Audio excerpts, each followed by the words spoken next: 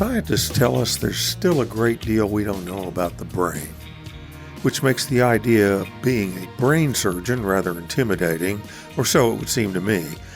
Plus, properly, a quote-unquote brain surgeon is a neurosurgeon because he or she also operates on the spine. The two are connective, don't you know, what with them sending and receiving messages to the central nervous system. I think.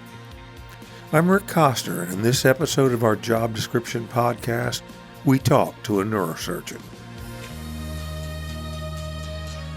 Patrick, I'm sure someone's thought of this and even written about it, but in the context that folks are always trying to qualify that something's not hard, you'll hear them say, well, it's not like that's brain surgery, or that's not rocket science. So what do you say when you're trying to tell someone that? Do you say, well, it's not what I do? or what is the equivalent of rocket science to you, or whatever it would be? I usually just say it's not like doing a podcast. So in truth, anything you do that is a routine is not difficult to you. And some of the things I do are difficult, but a lot of what I do is really the routine. So if I'm going to say something is very, very difficult, I might say rocket science because I have no idea in any way what that means. All right, fair enough. And would you rather someone said that you were a neurosurgeon or a brain surgeon or a spinal surgeon? I actually prefer neurosurgeon because it encompasses all of that. Okay. But brain surgeon is, for some reason, I infer it as being more resonant. Maybe because it's easier to spell than neurosurgeon, from my perspective. A lot of people spell neurosurgeon incorrectly with N-U-E. Yes. So that's fair. But the reality is, I like the generic, but you're right. Brain surgeon has a certain amount of cultural significance to it. Yes. Okay. Now, because it encompasses everything, at what point, I assume this was prior to medical school, you had this observation, but that it wasn't just brain surgery, but that the spine was tied into all of this as well. So obviously I knew about it all along, but in general, during my training, a lot of what we did was brain surgery. And so the spine was secondary, and there's overlap with orthopedic spine surgery and neurospine surgery. So a lot of what we did in residency was actually brain surgery, and we learned it as things went along. But it's there, as you say, the spine is intricately involved, and the vast majority of what I do on a day-to-day basis is related to the spine. If I don't want to make any of your patients nervous or anxious or anything, but is one aspect trickier to you than others? Or there something you go, oh no, today is such and such procedure? So it really is a great question, because on one hand, I'm not going to embark on something that I'm not comfortable with. So I never really get to the OR and say, oh, today is going to be something and let out a groan. But thankfully, probably. But the reality is, and I also can select what I want to do in terms of what I handle here locally versus send to a tertiary center, et cetera. But the reality is that there's nothing that I do on a routine that I don't feel comfortable doing. But even then, there's always surprises. There's something that comes up and you think the anatomy may be one way, and in fact, it's slightly different. But I have shied away to answer more deeply aneurysm surgery simply because I don't do that many of them. And so I had to separate myself out from aneurysm surgery because technically I just felt that it wasn't fair if I'm not doing it routinely. But one of my favorite stories since I've been here is one day we were shopping for the house. We were moving. We were in the carpet store down the street, and I got a call from the emergency room that there was an 18-year-old girl with an aneurysm.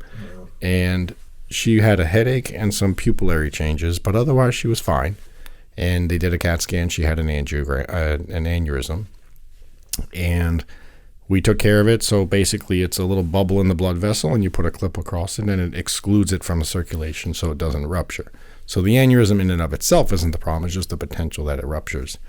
And I've stayed in contact with this woman who was 18 at the time, and now she's mid-30s. Fabulous. She's a local teacher with 4 children, married, and that is one of the pleasures of what I do. And that actually ties back a little bit a while ago before we started talking about sort of the magic or some of the charm of a small town, because one of your colleagues, John Gaudio, the cardiologist, is my cardiologist, and we've become pals. I don't know that would have happened back in Dallas, where I come from, or maybe it would have or not, but it's just sort of neat, you know. It is neat. And the thing is that I think, unlike the big city where there's this tower of academic management of patients, there's not a lot of commingling with the community. Right. Versus here, I know when I take care of you, I'm going to see you in the supermarket or the movie theater or whatever. Right. And I may see your children, your grandchildren, your parent. So that small town feel, that's wonderful. When I walk through the emergency room and they're calling out my name like the paparazzi, it's actually heartwarming. Yeah, I would think it is. And gosh, you're the sort that would remember everybody's name too. I think. I may not always remember the name, but I always remember the face. Yeah. And I almost always remember why I saw them. That's pretty great. Let me ask you this, and now I just said that a minute ago about if I was in Dallas, I wouldn't know him, but I do have a friend in Dallas that is an orthopedic surgeon, and talking to Tandy, which is his name, or to John Gaudio, maybe, that there's a limit to which we can learn about the mechanics or whatever of a heart or a knee. And they might very well know all there is to know about that. Can the same, first of all, that might be wrong and you might laugh at me, but secondly, do we know all there is to know about the brain?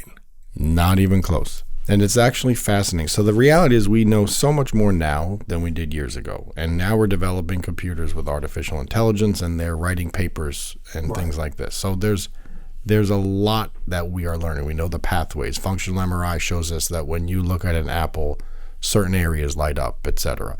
So there's so much more knowledge that we have, but even then, we fail to know the depth of it. And that's one of the beauties of neurosurgery or brain surgery. There's this black box, which is the brain, that we just don't fully understand even today. That's going to lead me to a question that I hope I can capture the context of it just by the way I phrase the question, but have you ever observed something in the middle of a procedure that you would classify as a miracle?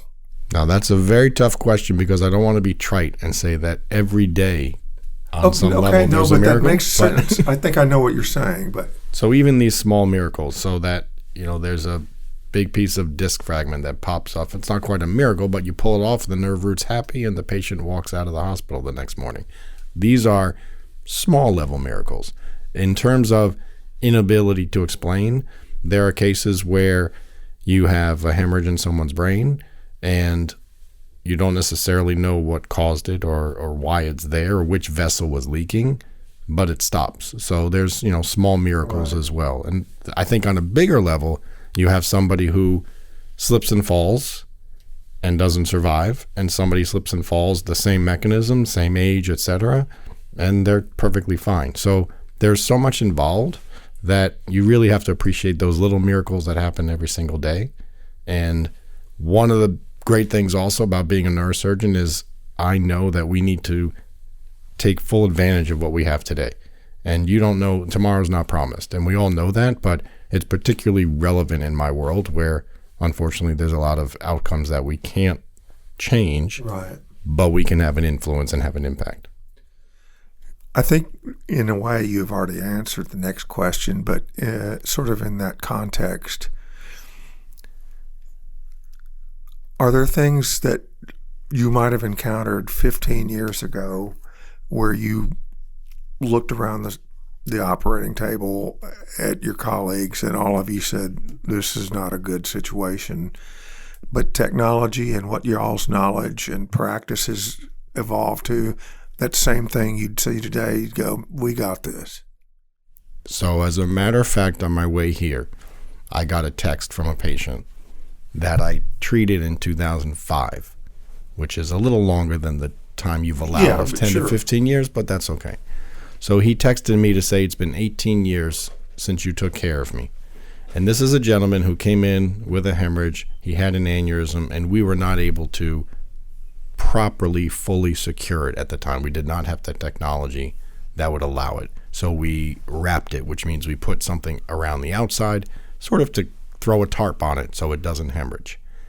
And now, 2005 to now, 18 years later, he sent me a text that says, happy anniversary, wow. And we're doing fine. Where today we would have the technology where we would go in through a catheter and we'd be able to take care of it internally or bypass it or various other things. But then we just didn't have that same level, certainly not here, to take care of that.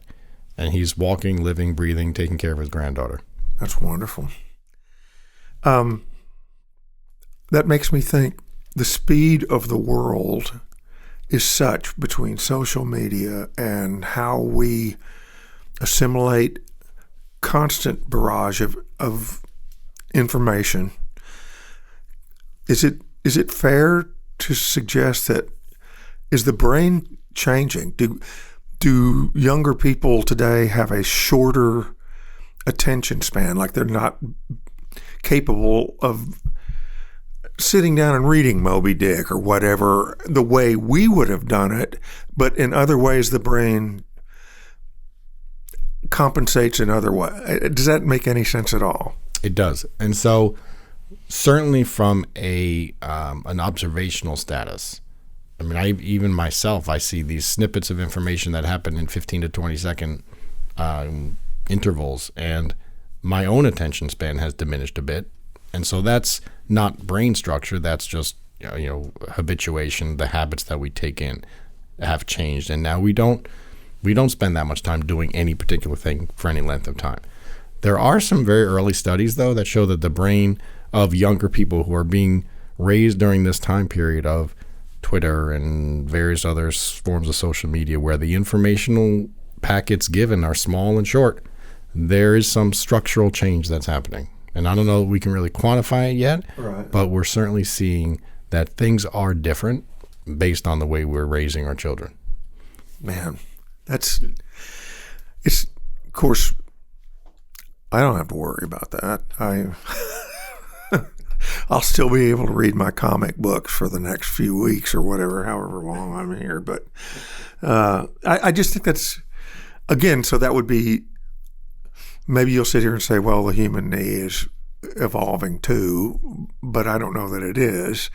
But you're describing that, and that's happening in real time, and it's something you assimilate and have to adapt to. Right. And as you said, I don't think the knee is adapting. It's a mechanical structure. Yeah. And you could reduce the brain to a pile of neurons and nerves and electrical signals, et cetera. But really, it's more than that. And the fact that we just don't fully understand it speaks to that. We don't really have an answer for a lot of the things going on in the brain. There has to be like think tanks where people that are maybe at a certain point they were as educated as you going in the same direction, but where you went into surgery, they veered off in a more research avenue. So do you keep up with that kind of stuff? Is there... Sure. And some of it is in the popular literature, and a lot of it is in the scientific literature. And so the ideal neurosurgeon used to be this 3-part entity, the 3 heads of Sirius, I guess, where one would be an educator, one would be a researcher, and one would be a clinician. And I think with the depth and wealth of information we have, that really is almost impossible now. But thankfully, there are those that do the surgery, those that do the education, more overlap there, and then those that do the research. And they are at academic institutions and think tanks, as you describe, because that work needs to be done to fully understand. During COVID, it's not as though medicine stopped.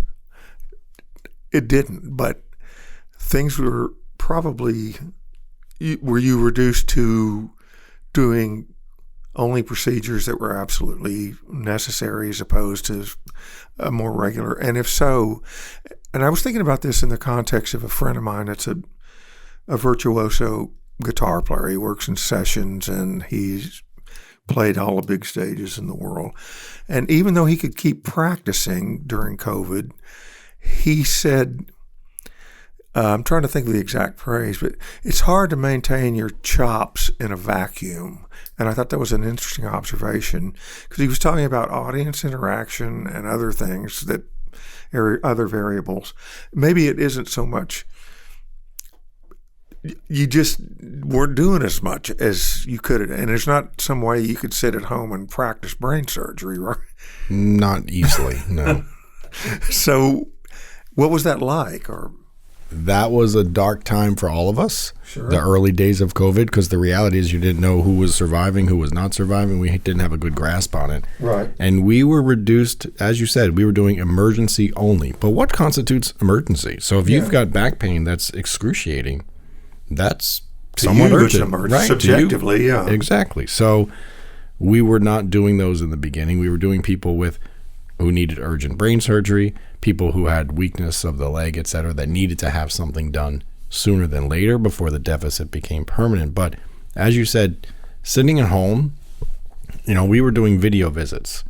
So you really don't have the same level of interaction on a video visit as seeing a patient, being with a patient.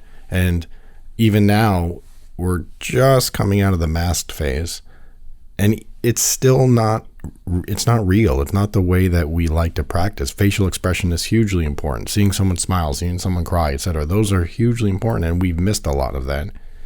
We did video visits. We tried to, prioritize and get the urgent surgeries going, but there was a period of 6 weeks or more that we did nothing other than the absolute life and death emergencies. And you're right, it's hard to keep your chops going. I had never taken 6 weeks off of surgery since before I ever started surgery. So what a huge change that was. But it also made me appreciate that I do love what I do. It was a renewal of my interest in what I do, because there was time where it was taken away from me.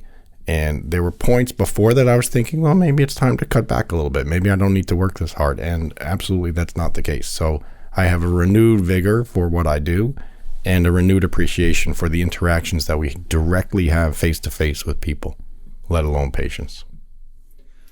I read about surgeries of all kinds, particularly maybe cardiac or neurosurgery, that these are protracted things that can last hours and hours, right? Yes, sir.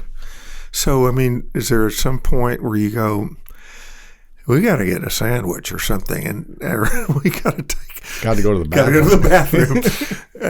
Does that happen? And what do you do? Do you just call a timeout? The patient presumably doesn't know, right? Correct. So again, funny you mentioned that, but Tuesday I went to New Haven, and I do larger cases down there that don't suit the team up here. And so we went down there. There were two surgeons and a resident surgeon.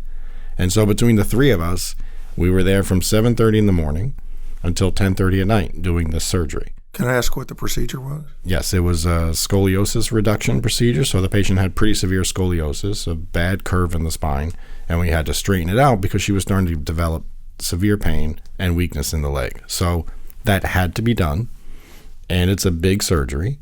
And between the three of us, there's always one or two there at every moment. Okay. But during critical parts, there were all three of us there.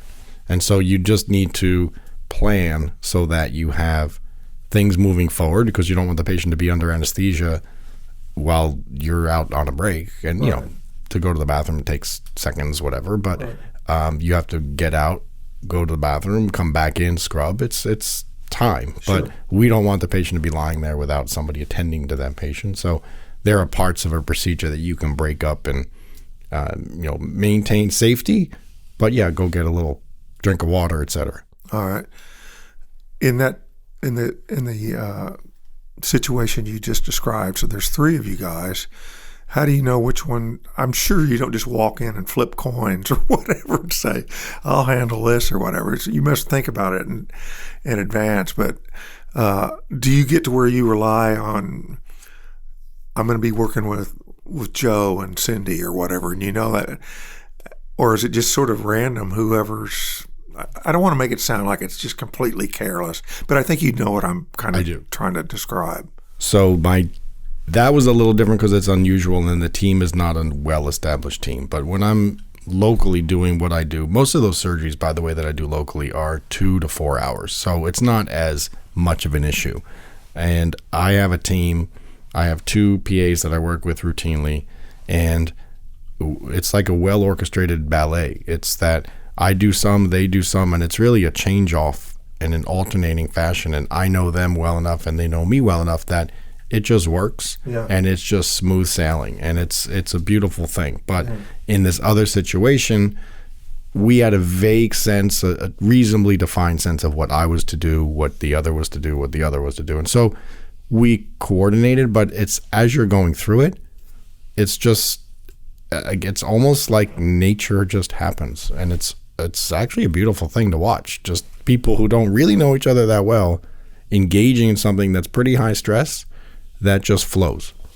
That's a nice segue, because the reason that you and I know one another is I worked on a story a few years back, pre-COVID, in fact, although it sure seems to go fast, but on what music surgeons listen to in the operating room, and that's how we met. And you were kind enough to let me, with the agreement of the patient and your crew, let me observe the procedure. Unfortunately, not that far into it, I thought, I'm going to faint. And it wasn't like some ghastly blood spouting. There was nothing. I don't know why I got that way. But so Michael O'Farrell, the publicist, the guy that handles media at the time, dragged me out by the shoulders or whatever. Now, the point is, I don't expect that any of you get freaked out in something you've done thousands. But what if one of you did get ill in the middle of it? Would you just go, I'm out of here? And the other 2 people would just say, well, we know what to do? Or would you have to close up and come back and do it later? That just opens up so many stories in my head that I'm not even sure where to start. So let me chip away at that. So the answer is, of course, someone has to be there, and I have enough faith in the team that if let's say I just passed out in the middle of a case, I think they could probably finish, close, and move along and get it done because we are such, compatible team members. Right. There was a case when I first got here, July of 1999. I was, 3 weeks out of residency, and there was a surgeon in another hospital who had to be airlifted from the operating room with chest pain, and he had to go to a tertiary center. So they called down here and said, can you send someone up? Because the patient's on the table, and there was no other neurosurgeon up there at the time. So I jumped in the car. I didn't even know where the hospital was, but I got into the car, drove up. We didn't even have GPS back then. Yeah. And I went up there, and because I was newest to it, I closed up the patient, and I did what needed to be done. And I think that's the issue. There has to be somebody around to do that. And if I weren't there, maybe a general surgeon could have chipped in and had some sense of what to do, or we could have talked them through it. But that's a case that stands out because that's happened literally once and probably doesn't happen in most settings. But there's generally a way to get through the procedure. That's not amazing. Necessarily ideal, but pretty cool story. Yeah, it is a cool story. And I for no reason other than I just happened to see it last week, an article about someone had said, is landing a commercial jet as easy as it looks like in the movies? The pilot gets sick or there's a bomb go off or whatever. And they make it look like, we'll just call the tower, and the tower and apparently it's like, no, that is not going to happen. So it's,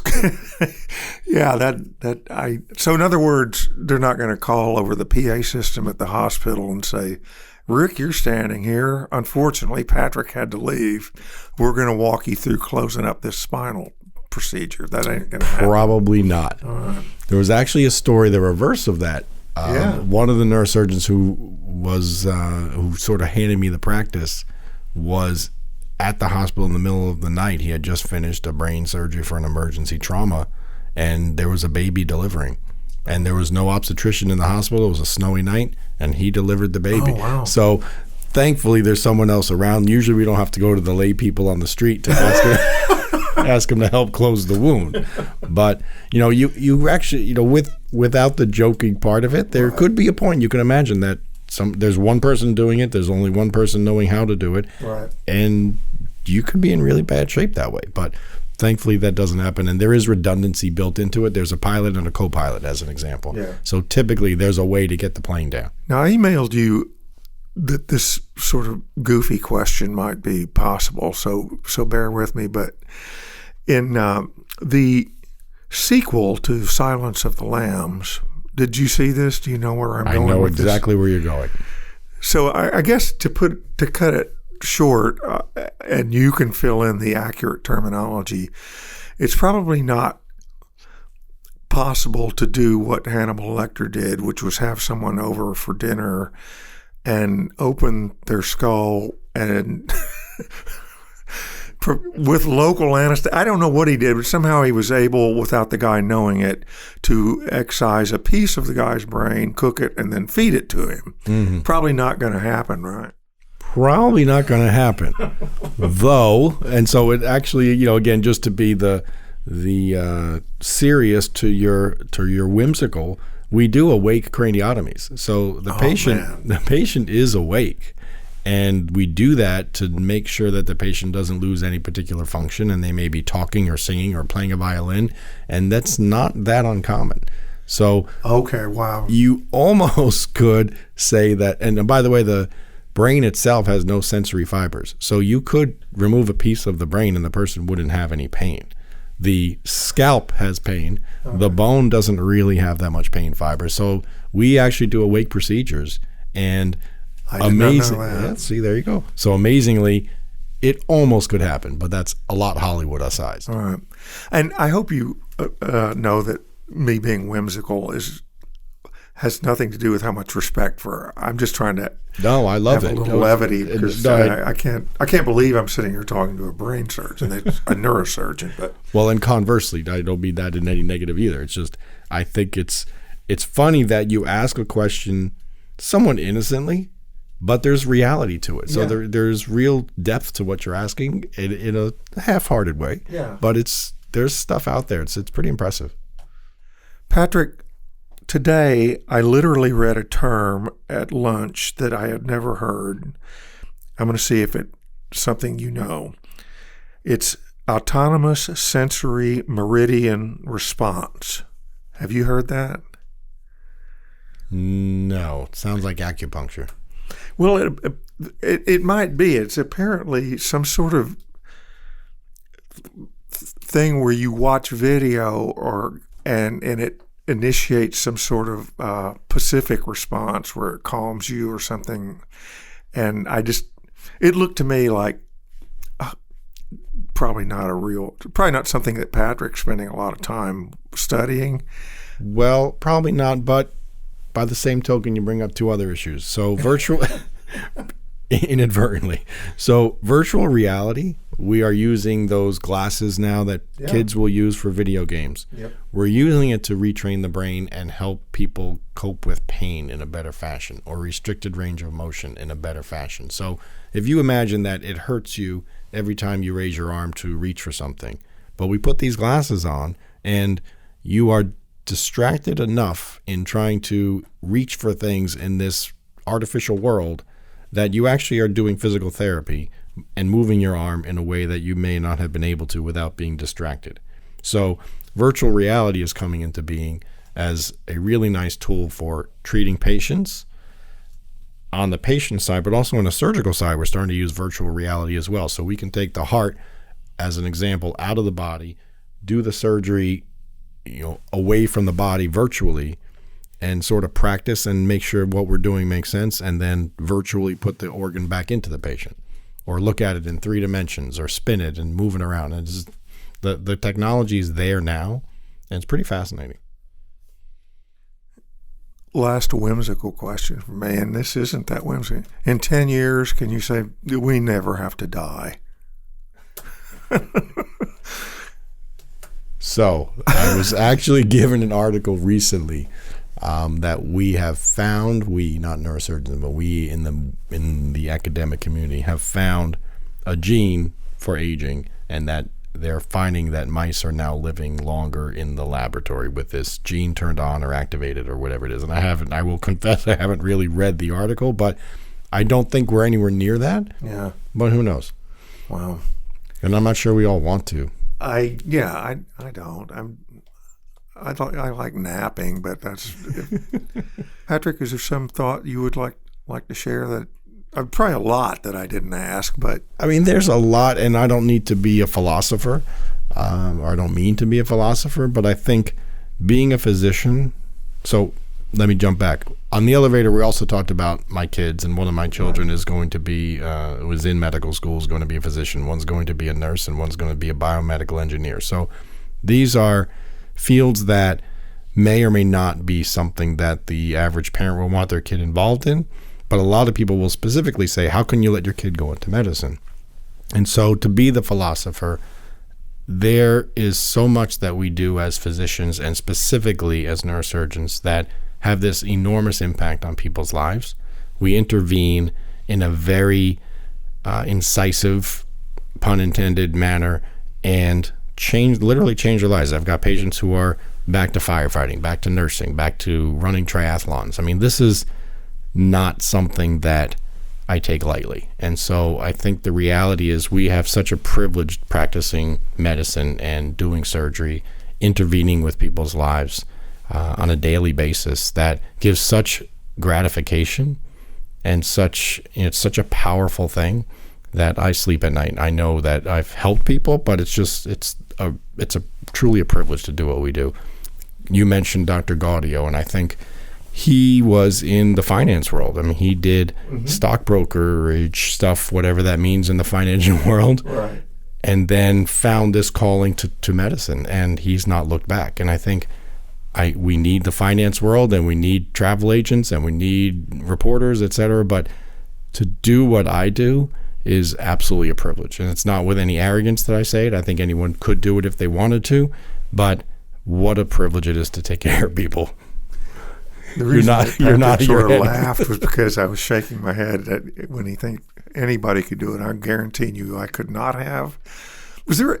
And this, I'll shut up after this. And thank you so much for taking the time to do this. It is a privilege, and I have learned a lot. But is there a course, maybe even going back into undergraduate days, whether it was comparative anatomy or whatever, where you went, I don't know if I'm cut out for this, but you got beyond it?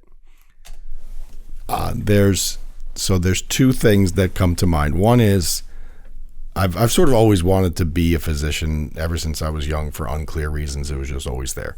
There were one of these aptitude tests in second, third grade or something that said your lower score is for spatial relations, so you should avoid things like surgeon and various others. And I thought, well, that's interesting because I never really considered surgery necessarily, right. But okay, I won't go into dentistry and surgery.